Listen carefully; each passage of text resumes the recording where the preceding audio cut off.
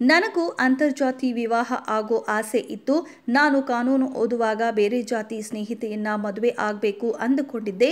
ಆದರೆ ಆ ಹುಡುಗಿ ಮದುವೆಗೆ ಒಪ್ಪಲಿಲ್ಲ ಎಂದು ಸಿಎಂ ಸಿದ್ದರಾಮಯ್ಯ ತಮ್ಮ ಕಾಲೇಜು ದಿನಗಳಲ್ಲಿ ತಮ್ಮ ಒನ್ ಸೈಡ್ ಲವ್ ಸ್ಟೋರಿಯನ್ನ ನೆನಪಿಸಿಕೊಂಡಿದ್ದಾರೆ. ಜನ ಸ್ಪಂದನ ಮತ್ತು ಮಾನವ ಮಂಟಪ ಆಯೋಜಿಸಿದ್ದ ಅಂತರ್ಜಾತಿ ವಿವಾಹಿತರ ನೋಂದಣಿ ವೇದಿಕೆಯ ವೆಬ್ಸೈಟ್ ಉದ್ಘಾಟನೆ ಮಾಡಿ ಮಾತನಾಡಿದ ಸಿದ್ದರಾಮಯ್ಯ ಅವರು ಬಳಿಕ ಅದಕ್ಕೆ ಸ್ಪಷ್ಟನೆ ನೀಡಿದ ಸಿಎಂ ಅದರ ಬಗ್ಗೆ ತಪ್ಪಾಗಿ ಅಂದುಕೊಳ್ಳಬೇಡಿ, ಹುಡುಗಿ ಜೊತೆ ಸ್ನೇಹ ಇತ್ತು ಅಷ್ಟೇ ಎಂದು ತಮ್ಮ ಕಾಲೇಜು ದಿನದ ನೆನಪು ಮೆಲುಕು ಹಾಕಿದರು.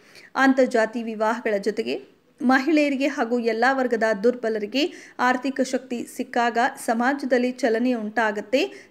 ಸಮಾಜದ ಆಶಯ ಈಡೇರಲು ಜಾತಿ ನಾಶವಾಗಲು ಸಾಧ್ಯ ಎಂದರು. ಅಂತರ್ಜಾತಿ ವಿವಾಹಗಳಿಂದ ಜಾತಿ ನಾಶ ಸಾಧ್ಯ. ನಮ್ಮ ಸರ್ಕಾರ ಮಹಿಳೆಯರಿಗೆ ಆರ್ಥಿಕ ಶಕ್ತಿ ನೀಡುವ ಕಾರ್ಯಕ್ರಮಗಳನ್ನು ಜಾರಿ ಮಾಡಿದ್ದೇವೆ.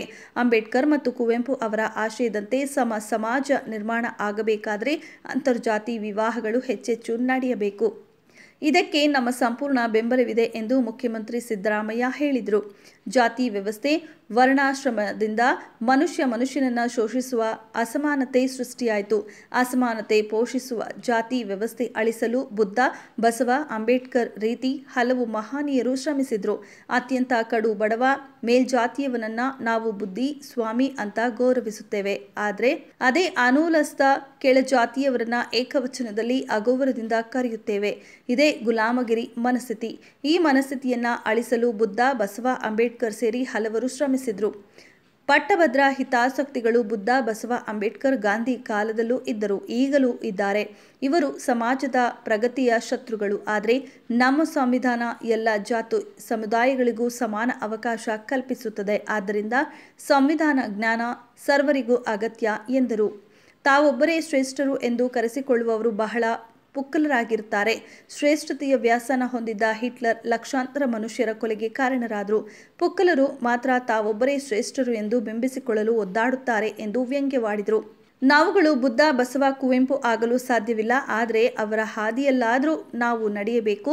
ಬಸವಣ್ಣನವರನ್ನ ಪೂಜಿಸುತ್ತಾ ಯಾವ ಜಾತಿ ಎಂದು ಜಾತಿವಾದ ಮಾಡುವುದು ತಪ್ಪು. ವಿದ್ಯಾವಂತರೇ ಹೆಚ್ಚು ಜಾತಿವಾದಿಗಳಾಗುತ್ತಿರುವುದು ದುರಂತದ ಸಂಗತಿ. ಆದ್ದರಿಂದ ವೈಚಾರಿಕತೆ ಮತ್ತು ಮಾನವೀಯತೆ ಇರುವ ಶಿಕ್ಷಣ ವ್ಯವಸ್ಥೆ ರೂಪಿಸಬೇಕಾಗಿದೆ ಎಂದು ಅಭಿಪ್ರಾಯ ವ್ಯಕ್ತಪಡಿಸಿದರು. ದೇವರು ಯಾರ ಹಣೆಯಲ್ಲೂ ತಾರತಮ್ಯ ಬಡತನವನ್ನ ಬರೆಯುವುದಿಲ್ಲ. ಹೀಗೆ ಬರೆದವರನ್ನ ದೇವರು ಎಂದು ಜನ ಒಪ್ಪುವುದಿಲ್ಲ. ಅಂಬೇಡ್ಕರ್, ಬುದ್ಧ ಎಲ್ಲರೂ ಹಣೆ ಬರಹ ಎನ್ನುವ ಮೌಢ್ಯವನ್ನು ಅಳಿಸಿ ವೈಚಾರಿಕತೆ ಬೆಳೆಸಲು ಯತ್ನಿಸಿದ್ರು. ಆದ್ದರಿಂದ ಅಂಬೇಡ್ಕರ್ ಅವರು ಮೌಢ್ಯವಿಲ್ಲದ ಬೌದ್ಧ ಧರ್ಮವನ್ನು ಸ್ವೀಕರಿಸಿದರು ಎಂದರು. ಜಾತಿ ವ್ಯವಸ್ಥೆ ನೀರಿನ ಬಾವಿಗೆ ಬಿದ್ದ ಕಸದಂತೆ. ಕೊಡದಲ್ಲಿ ನೀರು ಸೇದುವಾಗ ಕಸ ಪಕ್ಕಕ್ಕೆ ಸರಿಯುತ್ತೇವೆ. ನೀರು ಸೇದಿದ ಮೇಲೆ ಮತ್ತೆ ಕಸ ತುಂಬಿಕೊಳ್ಳುತ್ತದೆ.